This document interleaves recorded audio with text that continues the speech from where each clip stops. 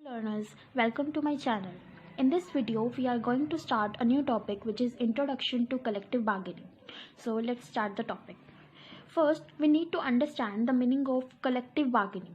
Collective bargaining, it is a composition of two words, which is the first word is collective and the other word is bargaining. So what is the meaning of collective? Collective is a group action through its representatives. Collective means collective action by a group, and the bargaining means negotiation means discussion between two or more parties. Okay, collective bargaining is concerned with relationship between trade unions and the management. Trade unions means the representative of workers and the management is representative of employers.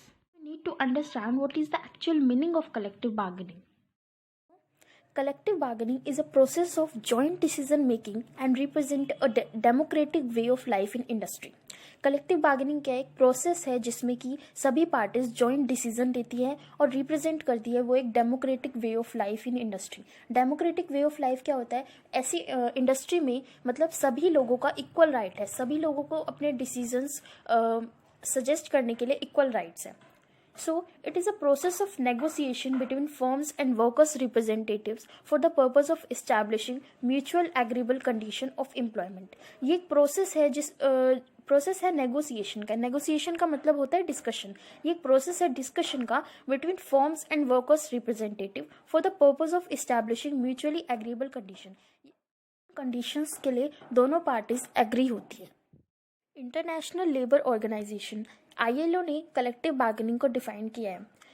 It defined collective bargaining as negotiation about working conditions and terms of employment between an employer and a group of employees or now one or more employees with a view to reach an agreement. ILO ने collective bargaining को define किया है कि मतलब employers और जो trade unions हैं मतलब जो रिप्रेजेंटेटिव ऑफ वर्कर्स है वो क्या करते हैं? वो नेगोशिएशन करते हैं for the working conditions and terms of employment. Employments के टर्म्स को और वर्किंग कंडीशंस को डिस्कस करने के लिए दोनों पार्टीज एग्रीमेंट तैयार करती हैं. और उस एग्रीमेंट में क्या डिफाइन करते हैं वो लोग? वो राइट्स डिफाइन करते हैं और ऑब्लिगेशन डिफाइन करते हैं हर एक पार्टी का जो एम्प्लॉयमेंट में इन्वॉल्व है. The result of collective bargaining procedures is a collective bargaining agreement. Collective bargaining procedure का एक रिजल्ट क्या निकलता है? Collective bargaining agreement. और उस एग्रीमेंट में क्या क्या चीज़ें इंक्लूड होती है?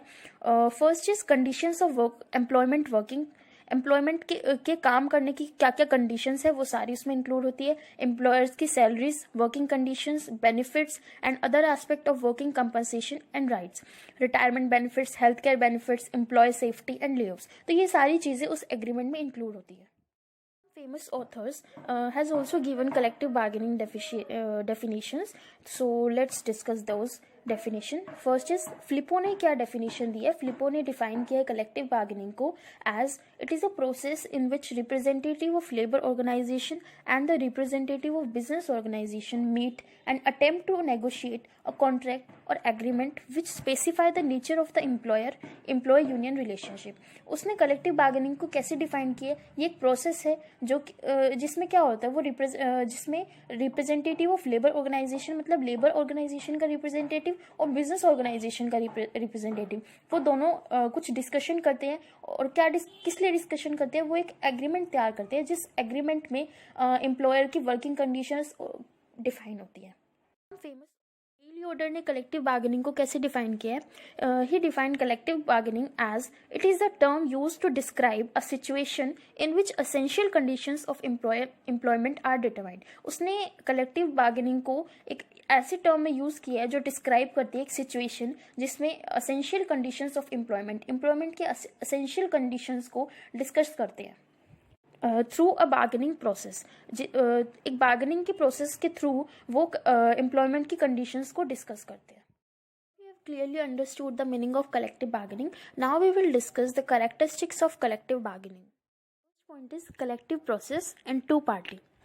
So, collective bargaining is a group and collective process wherein the workers and employees bargain for their common interest and benefits so that they and management jointly can arrive at an amicable solution via negotiations. Collective bargaining क्या है? इसमें दो parties involved होती है. First is the representative of workers and the other one is representative of employers, which is management. Okay? So, collective bargaining is a group and collective process. ये क्या है? Group की और collective process है जिसमें workers और employees bargain करते हैं अपने कॉमन इंटरेस्ट के लिए, मतलब अपने एम्प्लॉयमेंट के वर्किंग कंडीशंस के लिए और उनके बेनिफिट्स के लिए वो लोग डिस्कस करते हैं. And the management jointly can arrive at an amicable solution, मतलब वो जॉइंटली एक डिसीजन लेते हैं जिसके लिए दोनों पार्टीज एग्री होती है. Continuous process. Collective bargaining is a continuous process which establishes regular and stable relationship between the parties involved. ये continuous process है जो establish करती है regular और stable relationship between the parties involved. It is a day-to-day process of bargaining between the two parties and arriving at a common platform. Okay. Point is equal strength. The bargaining strength of both the parties across the table is the same, as collective bargaining is a process of joint decision and it shows the democratic way of life. Democratic way means every person have equal rights. So the bargaining strength of both the parties across the table is the same. Both the workers and the management bargain from a position of equal strength. Okay. Point is flexible and not rigid. Both the parties have to adopt a flexible approach throughout the process of bargaining. They can't be rigid while negotiation, otherwise results will not be achieved and the entire purpose of bargaining will be dissolved. मतलब दोनों parties को flexible approach रखनी चाहिए, तो इससे क्या होगा कि बार्गेनिंग का जो प्रोसेस है वो डिसॉल्व नहीं होगा. Point is common point. A special feature of this process is that both the parties start negotiating from completely divergent views. जब दोनों parties negotiating की process को start करती है तो वो दोनों के different views होते हैं उस particular topic को लेके, but eventually reach at a middle point which is acceptable to both the parties. पर वो दोनों parties जो होती है वो जो conditions को decide करती है last में वो दोनों उन conditions को agree करती है. Point is dynamic process. Collective bargaining is a relatively new concept and is expanding. The way both the parties discuss, argue and arrive at a common point keeps on changing. Second point is power relationship.